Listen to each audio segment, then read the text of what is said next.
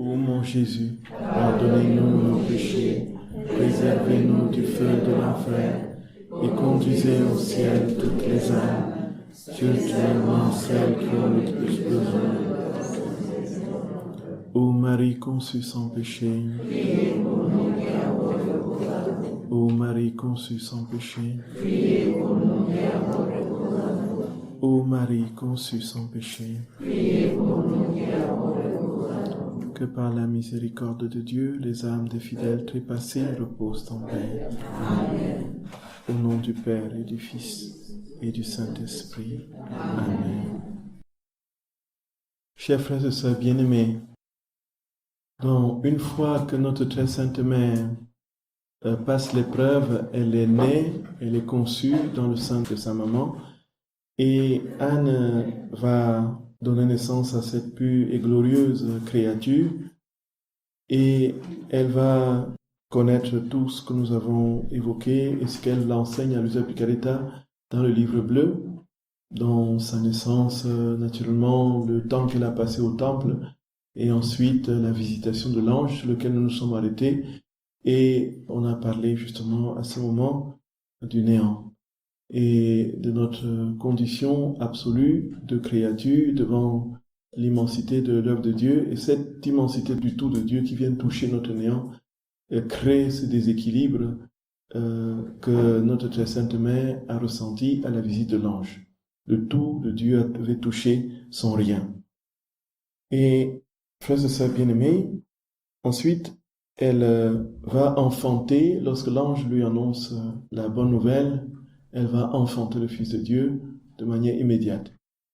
Ce qui est clair, c'est que nous sommes là devant la vérité de la parole de Dieu qui se réalise immédiatement dans son énoncé. Qu'est-ce que la parole de Dieu, frères et sœurs bien-aimés? La parole de Dieu, c'est lui-même. Et nous ne le dirons jamais assez, il n'y a pas de distance entre la substance et l'attribut. Ce ne sont pas deux réalités disjointes. Dieu se donne dans son œuvre. Dieu se donne dans ce qu'il fait ad extra. C'est-à-dire que quand il parle, il sort de sa parole. Quand il pense, il sort de sa pensée. Quand il agit, il sort de son action. Dieu est dans ses œuvres. Donc, l'œuvre, c'est pourquoi nous pouvons multiplier des vies divines, c'est-à-dire nous imaginons que lorsque nous bougeons le doigt, nous faisons sortir l'immensité de Dieu dans ce qu'il est pleinement, totalement, parfaitement, dans son ordre substantiel, tel qu'il est pleinement. Parce qu'il a accompli une œuvre en nous, il est sorti de cette œuvre-là. Voilà, frères et sœurs, et cette œuvre n'est plus une œuvre. Ce n'est plus une œuvre, puisqu'une œuvre est finie, limitée et circonscrite dans le temps. C'est une vie. Cette vie qui est produite. Et quand l'ange a dit à Marie, tu vas concevoir et enfanter un fils, et quand elle va donner son acquiescement, mais comment après cette réflexion, comment est-ce que cela va-t-il se faire puisque je ne connais pas d'homme? Le Saint-Esprit descendra sur toi et te couvrira de son ombre, et puis, enfant que tu auras, et puis, en ce moment même, frères et sœurs, notre très sainte mère est remplie de la présence de Dieu. L'enfant Dieu prend possession de Marie lorsque elle dit fiat. C'est-à-dire que toute la création, comme disent les pères de l'Église de manière assez poétique et ô combien proche de la réalité, tout était suspendu aux lèvres de Marie. Est-ce qu'elle dirait oui? Frères et sœurs, elle avait été avertie de tout ce qui devrait se passer, mais elle n'avait pas été avertie qu'elle serait la mère du Sauveur. Elle était même avertie de ce que le Fils de Dieu viendrait sur la terre. Mais elle n'était pas avertie, dit-elle, qu'elle serait celle-là qui était choisie. Voyez un peu ça. Et donc nous imaginons bien que lorsque notre très sainte mère était dans les bras de la Trinité, allant et venant, provoquant son sourire bienveillant, et puis étant nimbée, elle croyait effectivement que tous les êtres devaient être aussi créés comme ça, être comme elle, voyez un peu. Et c'est comme Padre Pio, quand il voit son ange gardien à l'âge de 5 ans, il croit que tout le monde voit son ange gardien, voyez un peu. Les 5 qui voyaient et il croit que c'est normal. Mais elle était à 1000 lieues d'imaginer que ce serait elle qui serait choisie. Et une fois qu'elle est choisie, frères et sœurs d'amour, elle pose la question, nous voyons bien tout le mouvement de l'être intérieur de Marie qui participe à ce don du Fils de Dieu, à l'incarnation. Déjà, ce sont ses émotions, elle est tremblante. Et puis ensuite, son intelligence, comment cela va-t-il se faire? Et puis sa volonté, de se bien-aimer, tout le monde attend, elle lâche le fiat. Hurrah! Ouf! Ouf! On est en suspens comme ça, en suspens. Et suspense. La musique de Hitchcock, là. Oui, un peu. Qu'est-ce qui va se passer? Et puis, elle lâche le oui. Et frères et sœurs bien-aimés, en ce moment, Jésus dit à Joseph Picaretta que s'il a réussi à entrer en Marie, c'est parce que Marie possédait quelque chose de particulier, c'est qu'elle avait le germe de la fécondité divine. Le germe de la fécondité divine. Frères et sœurs d'amour, c'est ce de quoi nous allons un peu brièvement parler. Ça veut dire qu'elle avait le pouvoir d'enfanter Dieu. Elle avait la capacité de donner naissance à son Créateur. Elle était disposée à recevoir le tout et à produire le tout à partir du rien. C'est inouï! Le germe de la fécondité divine, c'est quoi, frères et sœurs bien-aimés? C'était tout simplement, ce n'était rien d'autre que la divine volonté habitant en elle. Puisque Dieu habitait pleinement en elle, Dieu venait retrouver Dieu en elle. Nous voici dans l'alchimie de la vie dans la divine volonté. Dieu vient retrouver Dieu, Dieu se donne à lui-même en nous. Voyez, frères et sœurs bien-aimés. Et Jésus va insister là-dessus et dit, et c'est pourquoi nous serons des sœurs et frères et jumeaux, jumelles de Marie, c'est que nous serons nous aussi capables de donner la vie à Dieu. Le germe de la fécondité divine, frères et sœurs bien-aimés, oh là là, c'est fou! Jésus le dit dans plusieurs passages, dont j'ai retenu 2 petits passages. Tome 23, 27 novembre 1927. Ma fille, dit Jésus, celle qui se laisse dominer par ma divine volonté reçoit de ce fait la vertu de la fécondité divine. Et avec cette fécondité, cette âme peut générer dans les autres ce qu'elle possède. Avec cette divine fécondité, elle forme la plus belle et la plus longue génération qui lui apportera la gloire et le cortège de tant de naissances générées dans ses propres actes. Donc nous donnons naissance à Dieu continuellement dans nos actes. La prochaine retraite sera sur les actes et les rondes. L'an prochain, si le Seigneur le permet. Si le Seigneur le veut. C'est-à-dire que nos actes, frères et sœurs bien-aimés, sont le terreau, le lieu où Dieu vient se poser pour se produire lui-même. C'est l'écran de production, vous voyez, c'est l'usine de production de Dieu. Nous sommes des fabricants de Dieu. Oh mon Dieu! Ouh, n'allez pas dire ça aux théologiens, je vous en supplie. Ils vont vous pourchasser. Voyez. Et crier après vous, hérétique. Voyez. Frères et sœurs bien-aimés, Jésus dit, nous sommes des générateurs de Dieu. Mais c'est lui qui dit, en fait, Marie, elle a conçu en elle celui qui porte tout, parce que celui qui porte tout habitait en elle, et dont elle pouvait accueillir le tout. Et donc, chaque fois qu'elle posait un acte, puisque c'est l'acte de celui qui l'habite, le tout qui l'habite, ce qui sortait d'elle, c'était le tout, ce n'était plus le rien, ce n'était plus le néant. Et donc, c'était Dieu qui sortait de lui-même. Dans ce processus de karyokinèse, de mitose, voyez, comme les cellules qui se multiplient là, ainsi de suite. Dieu sort de Dieu, il sort de Dieu, voyez. Vous faites un mouvement, Dieu sort. Vous marchez, Dieu sort. Vous riez, Dieu sort. Voyez, à un moment donné, Dieu va tellement remplir les espaces, les univers, qu'il n'aura plus de choix. Il n'aura plus de choix que de faire que le ciel touche la terre.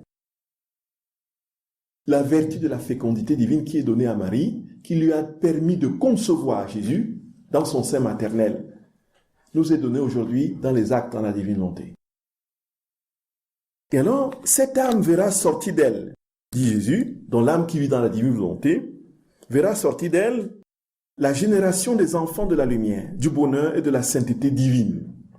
Oh, comme elle est belle, sainte et pure, la fécondité du germe de ma divine volonté. Elle est lumière et génère de la lumière. Elle est sainte et génère de la sainteté. Elle est forte et génère de la force. Elle possède tous les biens et génère la paix, la joie et le bonheur. Si tu savais le bien que t'apportera à toi et après cela aux autres, le germe fécond de cette volonté si sainte qui sait quand et comment générer à chaque instant les biens qu'elle possède. Il dit cette volonté sainte, cette divine volonté qui à chaque instant génère ce qu'elle est. Dieu continue, puisqu'il est quoi? Il est infini, il est éternel, il est infini. On ne peut pas le saucissonner, on ne peut pas le limiter, puisqu'il est toujours en train de se donner dans son immensité. Il ne peut pas ne pas se produire et se donner encore toujours et toujours dans ce qu'il fait. Et si c'est lui qui fait en nous, qui pose ses actes en nous, il ne peut pas ne pas se produire lui-même à l'infini. Donc quand nous marchons, nous sommes remplis de Dieu. Nous sommes dans l'immensité de Dieu. Nous sommes dans l'océan de sa présence. Nous sommes dans l'atmosphère de l'éternité. Nous sommes désormais dans son acte, frères et sœurs d'amour, et nous répandons Dieu. Parce que Marie, frères et sœurs d'amour, une fois, a accepté que la divine volonté vive en elle.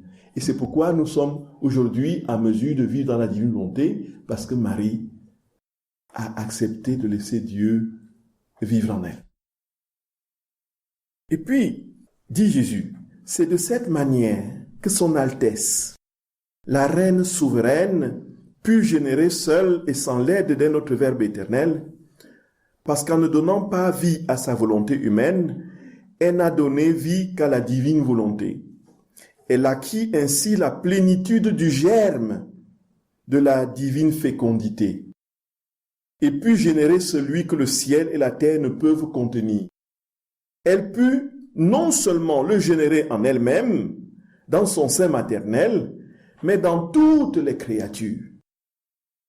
Comme elle est noble et longue la génération des enfants de la Reine du ciel, tous ont été générés dans ce divin fiat, qui peut tout et contient tout. Ainsi, ma divine volonté élève la créature et la rend participante de la fécondité de la paternité céleste.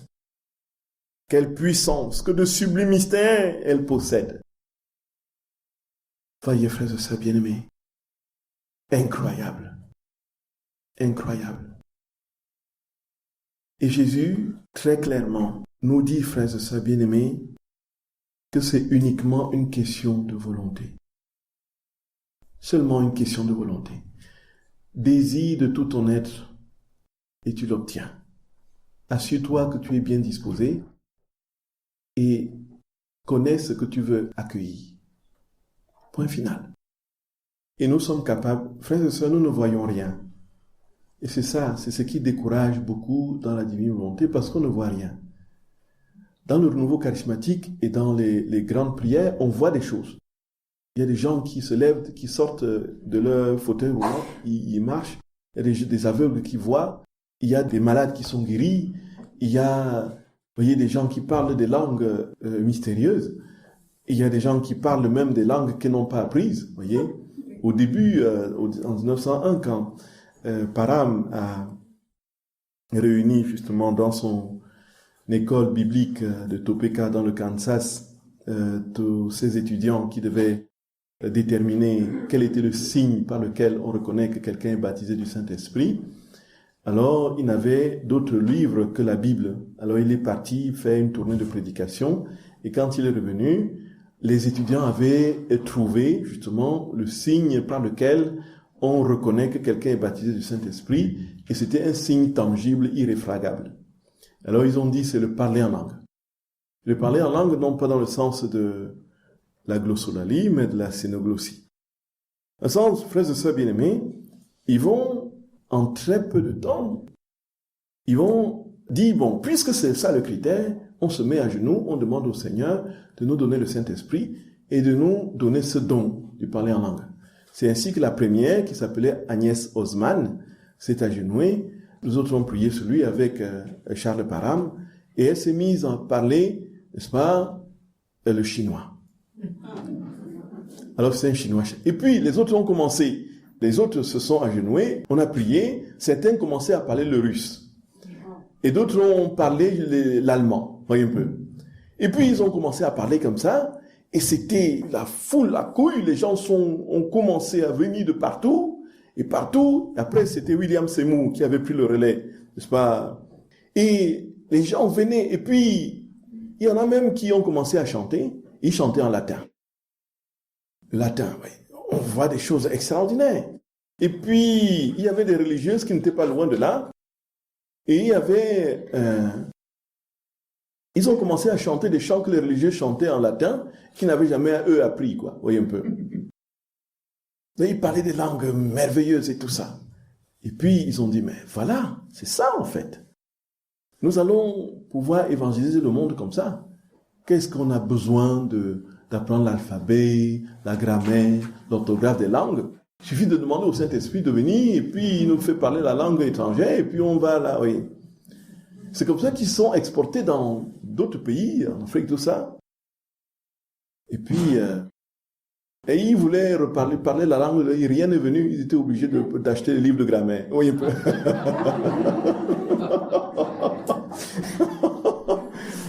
Oui, pour apprendre les langues locales. En fait, on voit des choses extraordinaires dans le renouveau charismatique. On voit des nourritures se multiplier. Les gens disent, mais on voit des choses là-bas, nous sommes guéris là-bas, nous sommes... ouais, mais la divine volonté là, la divine volonté. Vous dites que Dieu sort de tout ce que nous faisons, où est Dieu? Où est-ce qu'on le voit?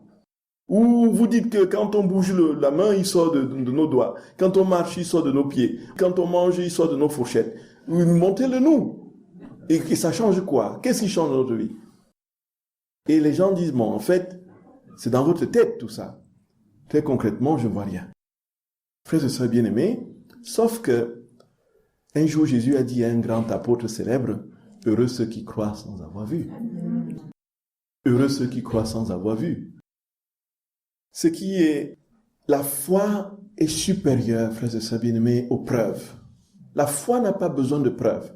Au fond, c'est d'ailleurs l'Épître aux Hébreux, au chapitre 11, qui le dit, la foi est la ferme assurance des choses qu'on espère et la démonstration de celles qu'on ne voit pas. La démonstration de celles qu'on ne voit pas. On ne voit rien. Quand Jésus est à l'autel, nous voyons un petit bout de pain rond, blanc. Il faut même savoir que c'est de la farine, et ainsi de suite. Et nous avons une foi inébranlable que c'est le véritable corps sans âme et divinité de notre très saint Seigneur. Une exception peut être faite de quelques-uns qui ont une grâce surnaturelle pour voir le Christ dans le bout de pain. Mais la grande majorité, moi j'ai jamais vu le Christ dans le bout de pain que je tends. Mais c'est pourtant, frères et sœurs bien-aimés, je donnerais ma tête à couper et je mourrais pour cela, que c'est vraiment le corps de notre très saint Seigneur. La foi dépasse l'épreuve. La foi est la ferme assurance des choses qu'on espère, la démonstration de celles qu'on ne voit pas. Cela veut dire quoi? Si on se situe de ce point de vue, on dira bien donc que si on a les preuves de la foi, on est moindre que celui qui n'a pas de preuves du tout. Parce qu'il croit de manière pure, sans aucun autre appui, sinon la parole de Jésus qui a dit que c'est comme ça. Jésus dit, viens Thomas, mets ton doigt dans mon côté. Tu vois bien, c'est bien moi, mets tes doigts dans mes mains, c'est bien moi. Et puis, maintenant tu crois, mais heureux ceux qui croient sans avoir vu. Si les autres n'ont pas touché mes plaies, ils sont supérieurs à toi. Ce n'est pas parce qu'ils ont touché mes plaies, tu as touché mes plaies, que tu es supérieur à eux. Alors que concrètement, on voit bien que c'est... Vous voyez, il n'y a rien de plus émouvant que de toucher les plaies, glorifier notre très saint Seigneur. Les autres apôtres ne l'ont pas fait. Mais lui, Thomas l'a fait. Mais Thomas, même si tu l'as touché, ne crois pas que tu es supérieur. Frères et sœurs d'amour, la divine volonté, c'est une vie de foi. On est dans la foi. On est dans la foi continuelle. Jésus l'a dit et cela nous suffit. Et ce faisant, quand Jésus dit que lorsque nous posons des actes dans la divine volonté, en vertu de la fécondité divine, qui est là, du germe de la fécondité divine, que Marie a eu en elle de manière pleine, en recevant la totalité de la vie de Dieu, et que nous pouvons aussi obtenir, en recevant cette totalité de la vie de Dieu, que ce germe de la fécondité divine permet à Dieu de se multiplier dans nous. Cela est la vérité. Et quand on a la foi ainsi, et qu'on vit dans cette foi, ce qui se passe, c'est que, au fur et à mesure que le temps passe, il est évident que notre vie ne peut plus être la même. Notre vie ne peut plus être la même. Ce n'est pas possible, frères et sœurs d'amour. Ce n'est pas possible. Ce n'est tout simplement pas possible. Et alors, dans un autre passage, au tome 23 du 18 décembre 1927, Jésus dit à Luisa Picaretta que sa mère possédait sa volonté. Et en possédant sa volonté, elle ne pouvait pas être autrement que débordante de la présence de Dieu, de sa lumière, de sa sainteté, ainsi de suite. Ma fille, ma maman se laisse posséder ma volonté. Elle en était si bien comblée qu'elle débordait de lumière au point que des vagues de lumière s'élevaient jusqu'au sein de notre divinité et devenue conquérante par le pouvoir de la divine volonté qu'elle possédait, elle gagna le Père céleste et ravit dans sa lumière la lumière du Verbe et le fit descendre jusqu'en son sein dans la lumière même dont elle fut formée en vertu de ma divine volonté. Je n'aurais jamais pu descendre du ciel si je n'avais trouvé en elle notre lumière, notre volonté régnant en elle.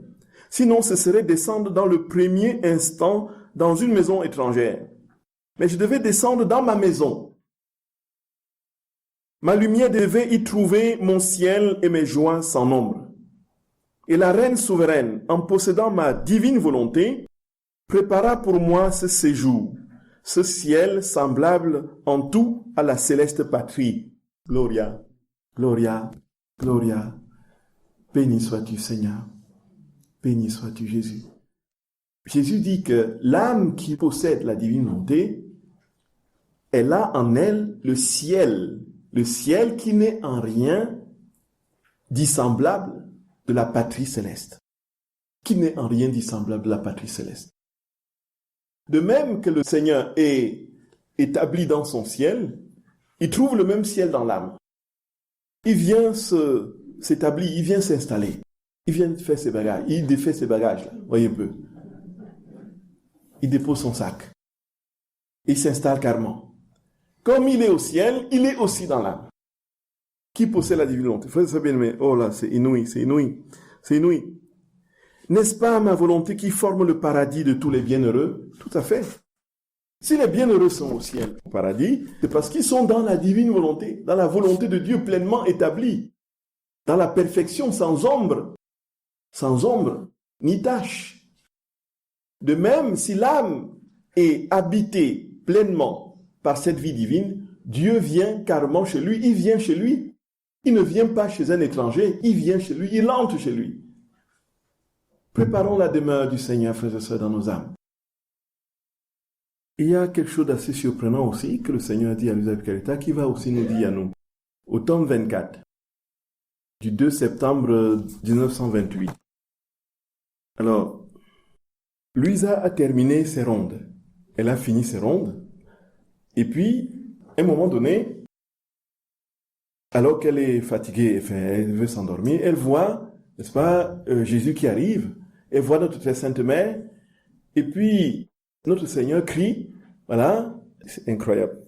Voici mes deux mamans. Alors, il dit, mes deux mamans, ma maman est la petite fille de ma volonté. Ma divine volonté les unit ensemble pour moi. Et les fait toutes deux ma maman. Pourquoi la reine du ciel est-elle ma vraie mère? Parce qu'elle possédait la vie de mon divin fiat. Lui seul pouvait lui administrer la semence de la divine fécondité pour me faire concevoir dans son sein et me faire son fils. Sans ma divine volonté, jamais elle n'aurait pu être ma maman, car personne au ciel ou sur la terre ne possède cette semence de divine fécondité qui peut même faire que le Créateur soit conçu dans la créature. Ainsi, la divine fécondité a formé pour moi la maman et m'a fait son fils. Ma divine fécondité forme maintenant pour moi sa petite fille pour être ma maman. Et elle me l'a fait trouver près de ma première mère pour lui permettre de répéter ses actes et les entrelacer ensemble pour faire demander par sa petite fille son royaume et répéter ainsi sa divine semence et la fécondité du fiat voluntas tua dans les créatures. Ma volonté seule peut tout faire et tout me donner. Marie a eu le germe de la fécondité divine et a enfanté le Fils de Dieu. Maintenant, il trouve sa petite fille qui devient sa seconde maman en qui il dépose sa vie divine, puisque aucune créature, s'il n'a pas la divine volonté, ne peut être capable de concevoir la créature. Et ainsi, Jésus a deux mamans. Et il le dit pour lui appliquer l'état au moment où il a déjà fait le don. Et à nous, frères et sœurs bien-aimés, le don nous est fait. Que pensez-vous que Jésus dise de nous, ici, maintenant, concrètement, si nous avons le don de la divine volonté? Voilà. Et ça revient à ce qu'on a dit. Il va venir nous demander sa tétée. Maman, donne-moi la tétée. L'âme devient, frères et sœurs bien-aimés, l'âme devient une mère pour Dieu. Parce que l'âme porte Dieu. Et l'âme doit lui donner ce que Dieu lui a donné, puisque c'est Dieu qui se donne à lui-même. Dieu lui donne quoi? Dieu travaille à se donner à lui-même les âmes, par le biais de notre chemin. C'est inouï.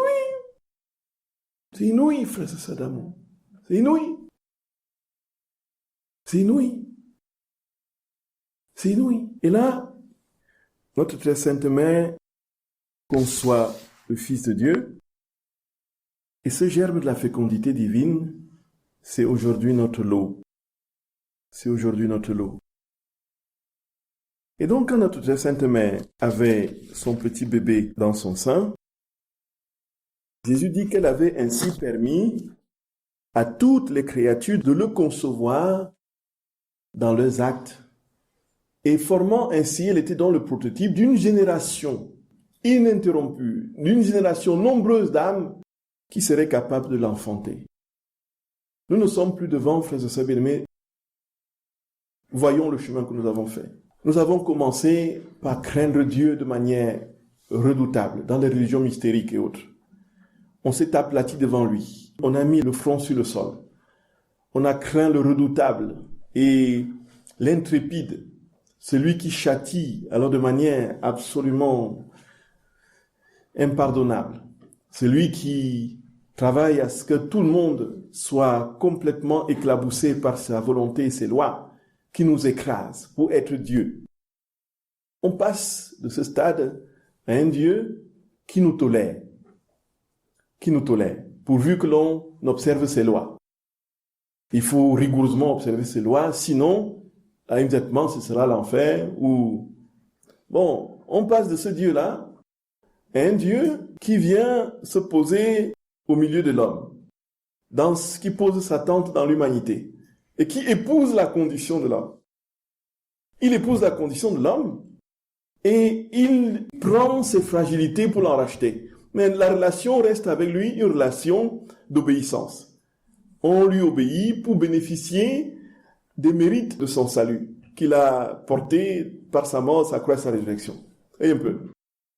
Et puis, on passe de ce stade au stade des personnes qui, non seulement, ils ne lui obéissent plus, ils ne le craignent plus, mais qui vivent avec lui, qui vit ce qu'il vit, et qui vit sa vie en nous. Et non seulement on ne s'arrête pas là, on va même au point, maintenant, non seulement de le posséder, mais de le générer, le créer. Vous ne vous rendez pas compte, frères et sœurs bien-aimés, le degré d'amour de notre Seigneur à ce stade. Qu'y a-t-il de plus élevé? Qu'y a-t-il de plus élevé, frères et sœurs d'amour? De même que le prêtre à l'autel, quand il consacre le pain qui devient le corps de notre Seigneur, le vin qui devient son sang, il produit Dieu. Il donne une existence concrète à Dieu. Il donne une réalité concrète. Il rend présent Dieu dans son immensité, dans le pain et le vin consacré. Et nous, dans la divine volonté, frères et sœurs bien-aimés, dans tout ce que nous faisons, dans la respiration que nous émettons, nous rendons Dieu présent. C'est-à-dire, nous ne sommes plus là pour lui obéir. Il est tellement, il se donne, parce que désormais nous sommes capables de le produire. Nous produisons Dieu. Et ce faisant, qu'y a-t-il de plus? Dieu lui-même vient là où nous étions couchés au début, c'est lui qui vient se coucher devant nous. Amour insondable, frères et sœurs bien-aimés, d'un Dieu si bon. Que ne comprenons-nous pas, frères et sœurs bien-aimés, de la parabole de la brebis perdue? Qu'est-ce qu'il fait devant cette brebis? ayant laissé les 99 autres. Qu'est-ce que je t'ai cherché, mon enfant? S'il te plaît, ne te blesse pas. Ces ronces qui sont là, viens, viens. Et qu'est-ce qu'il va faire, notre Seigneur? Il va se coucher. Coucher. Il y a une épine là dans les pattes. Il faut qu'il se couche pour l'enlever. Et puis il va tirer délicatement la patte, l'enlever des ronces. Et puis ensuite, bien positionner la tête pour que la tête ne soit pas prise par d'autres ronces. Et puis, quand il arrive, le petit agneau, il en sait contre son cœur et verse des larmes. Qu'est-ce que je t'ai cherché longtemps? Qu'est-ce que je t'ai cherché longtemps? N'est-ce pas Dieu couché devant nos frères et sœurs d'amour? Un amour insondable. Un amour insondable. Un amour insondable. Un amour qui n'a pas de nom. Un amour qui n'a pas de nom. Et nous, comment voulons-nous prétendre fuir Dieu? Comment voulons-nous prétendre avoir peur de lui? Comment voulons-nous prétendre, frères et sœurs bien-aimés, qui ne nous aime pas et qui n'a pas fait grand-chose pour nous? Comment pouvons-nous prétendre que l'autre réussit mieux que moi? Comment pouvons-nous prétendre que, voilà, ma vie n'est qu'une vie ratée?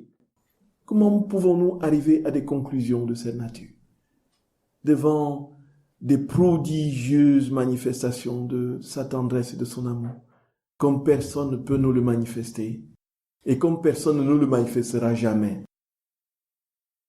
Voyez, frères et sœurs bien-aimés,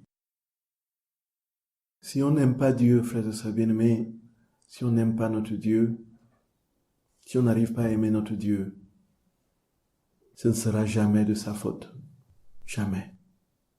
Jamais. N'attribuons pas notre manque d'amour à une responsabilité de Dieu. Notre manque d'amour ne peut pas dépendre de Dieu. Ce n'est pas possible. Ça dépend essentiellement de nous-mêmes. Et c'est nous qui devons chercher pourquoi nous ne l'aimons pas. Parce qu'il nous entoure et nous enseigne de son amour de part en part dans les miettes. Et là, lorsqu'on pourrait éventuellement, si Dieu le permet, dans les temps prochains, prévoir une retraite sur les fiat, sur les 3 fiat, vous voyez. Il y a tellement de thématiques dans la divine volonté. Et Jésus fait ça quand il parle justement de la création qui est imprégnée, imbibée de son amour. Tout dans la création, non seulement nous dit ce que Dieu est, un des éléments de ses attributs, mais manifeste son amour pour nous. Dit son amour pour la créature, pour les hommes. Tout, absolument tout. On ne peut pas dire que je ne suis pas aimé de Dieu alors que je respire. Que je ne suis pas aimé de Dieu alors que j'articule même les mots pour dire que je ne suis pas aimé de lui. Voyez un peu. Le simple fait que je dise que je ne suis pas aimé de lui, c'est la preuve qu'il m'aime. Puisque c'est par lui et en lui que je suis capable d'articuler ce que je suis en train de dire. Même si c'est contre lui. J'utilise son amour pour me retourner contre lui. Nous tournons la tête, c'est l'amour de Dieu. Nous marquons un pas, c'est l'amour de Dieu. Nous respirons, c'est l'amour. Nous mangeons, c'est l'amour de Dieu. Dieu ne m'a jamais aimé alors que nous baignons dans son amour. Et ce faisant, frères et sœurs d'amour, une chose est absolument claire, c'est que si nous ne revenons pas comme des enfants, cette vie dans la divine volonté ne sera pas possible. Point final. Point final. Redevenir comme des enfants, frères et sœurs bien-aimés. Redevenir comme des enfants. Être de petits enfants qui n'ont rien à faire, qui n'ont rien comme raisonnement, sinon de se jeter avec confiance, comme Jésus le dit à Elisabeth Caretta, avec confiance, une confiance absolue dans les bras de Dieu. Jésus, tu me dis que je génère ta vie, que j'ai le germe de la foi et que je peux te laisser sortir de tout ce que tu fais en moi. Je le crois, Seigneur. Vraiment, encore, qu'est-ce que tu veux encore me dire? Avant même que tu me le dises, je crois déjà. Voyez un peu. Si nous ne sommes pas devenus des enfants, il est impossible, frères et sœurs bien-aimés. Et les enfants ont une perception de la vérité de Dieu absolument inouïe. Incroyable, frères et sœurs d'amour. Les enfants, c'est cette candeur qui n'a pas encore été truffée de raisonnement et de toutes sortes de malices, dans laquelle Dieu vient s'opposer. La candeur de l'innocence qui est absolument incontournable pour la vie dans la divine volonté. Ne cherchons pas de 1000 côtés dans les théories et dans les discutaillements inutiles qui nous assèchent. C'est dans l'abandon et la confiance en Dieu. Moi, il y a la petite qui est au fond, là. Comment elle s'appelle, la petite qui est au fond? Marie Samuel, tout à fait. Marie Samuel, vous voyez ce qu'elle a dessiné. On croit qu'elle ne comprend rien. Qu'elle ne comprend absolument rien de ce qui se dit. Vous voyez, elle a dessiné, il y a une fille, un homme, il y a l'arc-en-ciel, les couleurs, elle a écrit donc il y a le Père, Marie et Jésus. Vous voyez un peu. Il y a le ciel bleu et tout ça. N'est-ce pas, tout est dit là-dedans? L'arc-en-ciel, l'alliance, c'est Dieu, toute la manifestation de la création. Puisque le Père, on ne peut pas le voir et qu'on ne peut pas le dessiner, donc c'est représenté par voilà, le ciel, les étoiles, les nuages, l'arc-en-ciel, c'est le Père. Donc, et puis il y a Jésus et Marie qui sont là.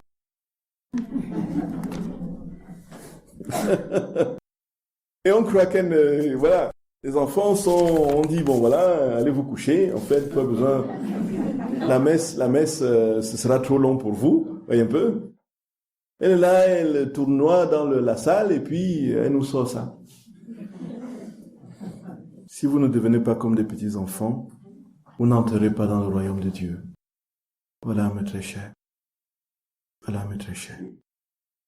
Je vous salue Marie, pleine de grâce. Le Seigneur est avec vous. Vous êtes bénie entre toutes les femmes, et Jésus, le fruit de vos entrailles, est béni. Sainte Marie, Mère de Dieu, priez pour nous pauvres pécheurs, maintenant et à l'heure de notre mort. Amen. Au nom du Père et du Fils et du Saint-Esprit. Amen.